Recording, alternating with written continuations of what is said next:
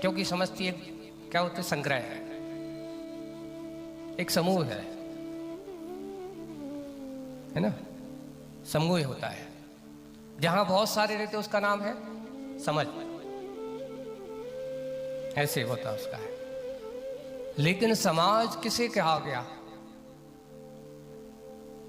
तो उन्होंने कहा समझ तो पशुओं का भी होता है, जानवरों का भी होता है, झुंड में रहते हैं, बहुत सारे रहते हैं, हजारों संख्याओं में रहते हैं।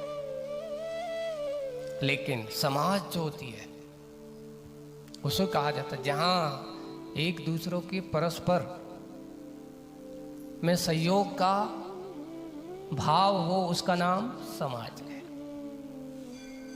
जहां एक दूसरे को लेकर के चलने की नीति होती है उसका नाम समाज है। जहां अपने और दूसरों के हित की बात का चिंतन किया जाता है उसका नाम समाज है। अपने हित की चिंतन करने वाला नहीं है।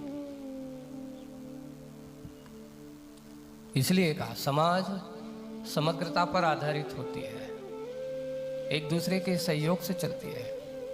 और इस काल में, वर्तमान काल में, जो समाज के जितने सहयोग या समाज का जितना साथ लेकर के चलता है उतना सुखी होता है।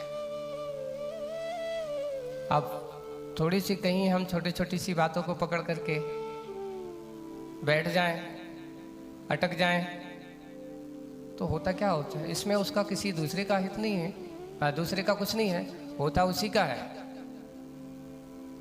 ये समाज नीति माज आज की नहीं है, ये समाज नीति हमारी कब की परंपरा है।